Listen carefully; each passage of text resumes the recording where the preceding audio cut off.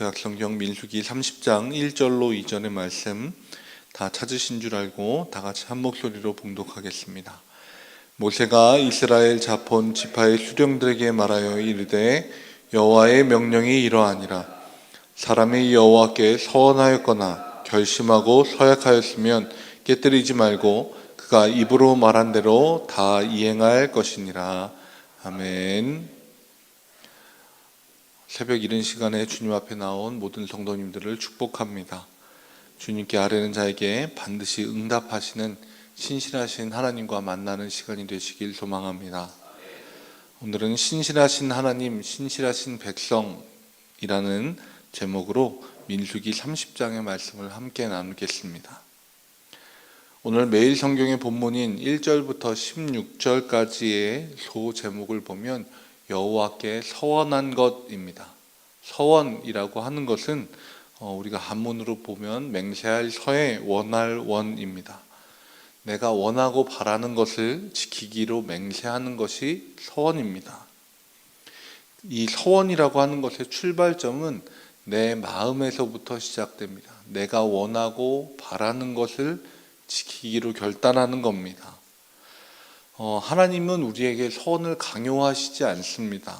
하나님은 부족하거나 도움이 필요해서 무언가를 우리에게 요청하면서 서원하기를 바라시는 것은 없습니다.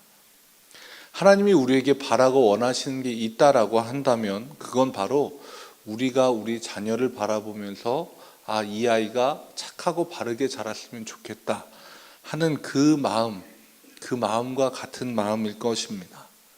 하나님은 우리가 거룩하게 살길 원하시고 하나님의 도우심과 보호 아래 있길 원하시고 우리 스스로 잘못된 길, 나쁜 길에 빠지지 않고 위험한 길에 들어서지 않길 원하십니다.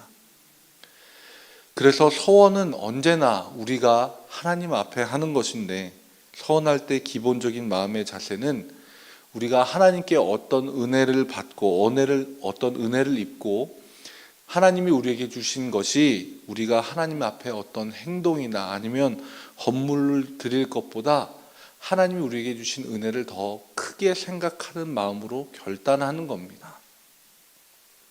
그런데 속담에도 나와 있듯이 사람의 마음은 갈대 같아서 상황에 따라서 그 마음이 이리저리 오갑니다. 그리고 사람의 마음이 그 누구보다 약하다는 사실을 잘 알고 계신 하나님께서는 2절에서 이렇게 이야기하십니다. 사람이 여호와께 서원하였거나 결심하고 서약하였으면 깨뜨리지 말고 그가 입으로 말한 대로 다 이행할 것이니라 라고 이야기합니다. 사실 이 말씀이 굉장히 우리가 서원이라고 하는 것에 대해서 마음속에 부담감을 가지고 그리고 얽매이는 마음을 많이 갖고 있는 것도 사실입니다. 그런데 사실 우리가 얽매이지 않으면 우리 스스로 우리 마음대로 살아가는 것이 또한 인간입니다. 우리가 결혼이라고 하는 것으로 남자와 여자가 서로 약속으로 서로에게 의무를 갖고 생활하는 것도 그렇지 않으면 방탕한 생활이 되기 때문에 서로의 약속으로 삶을 지켜나가는 것입니다. 우리가 하나님 앞에 약속하는 것, 서원하는 것도 하나님이 우리 마음속에 부담감을 주기 위해서가 아니라 그렇게 해서 우리의 삶을 지켜내기 위한 방법입니다. 우리는 우리의 마음을 잘 다스려야 합니다. 하나님께 간절한 마음으로 매달릴 때와 문제가 해결되고 난 후에 우리의 마음이 손바닥 뒤집듯이 그렇게 달라져서는 안 됩니다. 하나님은 우리에게 약속한 것은 스스로에게 해가 될지라도 지키시는 분이십니다. 그런데 많은 이들은 상황이 달라지지 않았느냐라고 합리화하면서 쉽사리 마음을 바꿉니다. 하나님이 신실하시기에 우리도 신실해야 합니다. 그리고 하나님이 거룩하시기에 우리도 하나님 앞에 거룩함을 지키기 위해 최선의 노력을 다해야 합니다. 그런데 사람은 한계가 분명히 있습니다. 사람이 어떻게 하나님 앞에서 신실하다라고 이야기할 수 있고 하나님 앞에 어떻게 내가 거룩하다라고 말할 수 있겠습니까? 하나님도 우리가 스스로 신실함과 거룩함을 지켜낼 수 없다는 것을 알고 계십니다. 그래서 서원을 지키지 못하는 경우에 대해서 3절부터 16절까지 말씀해 주고 있습니다. 딸의 서원과 결혼 이전의 여성이 한 서원, 과부와 이혼당한 여인의 서원, 결혼 이후에 한 서원, 이렇게 4가지 경우에 대해서 이야기하고 있습니다. 이 모든 경우 아버지와 남편이 부재하지 않는다라고 하면 그 서원의 내용을 듣고 허락하지 않는다는 조건 하에서 여호와께서 그 죄를 사하실 것이다 라고 이야기합니다. 이 말씀을 통해 우리가 깨달을 수 있는 것은 하나님은 하나님과 인간과의 약속도 그 관계도 중요하게 여기시지만 인간 상호 간의 관계 역시도, 그 질서 역시도 중요하게 여기신다는 것입니다. 하나님과 한 약속일지라도 그것을 지킨다는 명목으로 부모와 남편에게 복종해야 하는 의무를 저버리는 것을 원치는 않으셨습니다. 예수님도 마가복음 7장에서 신랄하게 바리새파 사람들과 율법 학자들을 비판하면서 이렇게 이야기하셨습니다.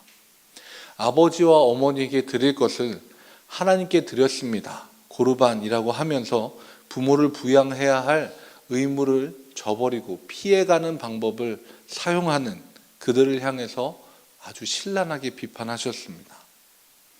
하나님이 이스라엘 백성들, 이제 곧 가나안 땅에 입성할 그들에게 하나님과의 약속을 다시 한번 강조하시면서도 또한 잊지 않으신 것은 우리는 하나님에 대한 약속도 그리고 사람에 대한 도리도 다 해야 한다는 것입니다.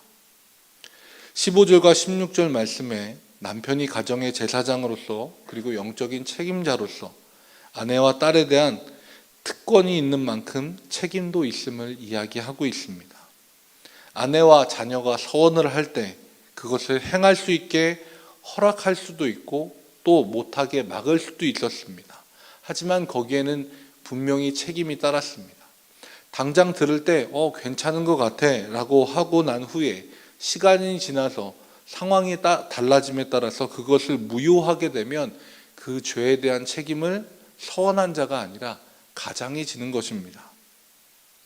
지도할 수 있는 사람, 지도자는 무리를 이끄는 사람이기도 하지만 책임자이기도 합니다. 특권만 누릴 수 있는 자리는 없습니다. 특권과 책임은 항상 함께합니다. 특권은 날카로운 칼 같아서 잘 사용하면 맛있는 요리를 할 수 있지만 잘못 사용하면 사람을 다치는 흉기가 되는 것입니다. 하나님께서 알려주시고자 하는 것도 마찬가지입니다. 하나님 앞에 서원하는 것, 그것 자체가 굉장한 특권이지만 거기에 따르는 책임도 분명히 있다는 겁니다. 우리가 하나님을 아버지라고 부를 수 있고 그 하나님 앞에 담대하게 나아가 기도를 할 수 있는 것, 서원을 하는 것도 우리에게 주신 특권입니다. 하지만 특권만 있지만은 않습니다. 서원을 하면 지켜야 하는 책임도 있고요. 이 세상 속에서 하나님의 자녀로서 힘들지만 그 의무를 다하며 살아가야 할 책임도 있습니다. 화가 나도 참아야 할 때가 있고요. 억울해도 감내해야 할 때가 있습니다. 예수님이 도살장에 끌려가는 어린 양처럼 묵묵하지만 자신의 길을 가셨듯이 우리도 하나님의 자녀이기에 예수님의 뒤를 따라 하나님의 자녀로서의 특권과 또한 책임을 함께 가지며 좁은 십자가의 길을 걸어가야 합니다. 우리가 하나님께 서원할 수 있는 것 중에 가장 귀한 서원은 우리가 아까 찬양했듯이 우리의 자신, 우리의 삶과 인생을 하나님 앞에 드리는 서원일 겁니다. 그리고 그 서원이 우리에게 가장 복된 서원이자 우리 평생에 반드시 지켜야 하는 서원입니다. 오늘도 하나님 앞에 하루의 삶과 인생을 살아가기로 그렇게 맡기기로 결단하고 서원하시는 여러분 모두에게 하나님께서 성실하게 지켜주시고 응답해 주시는 한 날이 되시길 축복합니다. 기도하겠습니다. 우리에게 하나님을 아버지라 부르고 기도로 나아갈 수 있도록 하신 주님, 우리의 삶의 모든 것을 주님께 드립니다. 주님의 법을 따라 사는 것이 우리 인생의 가장 복된 서원임을 믿음으로 고백하며 살아가는 한 날이 되도록 인도하여 주옵소서. 예수 그리스도의 이름으로 기도합니다. 아멘. 하늘에 계신 우리 아버지여, 이름이 거룩히 여김을 받으시오며 나라가 임하시오며 뜻이 하늘에서 이루어진 것 같이 땅에서도 이루어지이다. 오늘 우리에게 일용할 양식을 주시옵고 우리가 우리에게 죄 지은 자를 사하여 준 것 같이 우리 죄를 사하여 주시옵고 우리를 시험에 들게 하지 마시옵고 다만 악에서 구하시옵소서. 나라와 권세와 영광이 아버지께 영원히 있사옵나이다. 아멘. 주님의 이름 한번 부르고 신실하신 하나님 앞에 함께 기도하겠습니다. 주여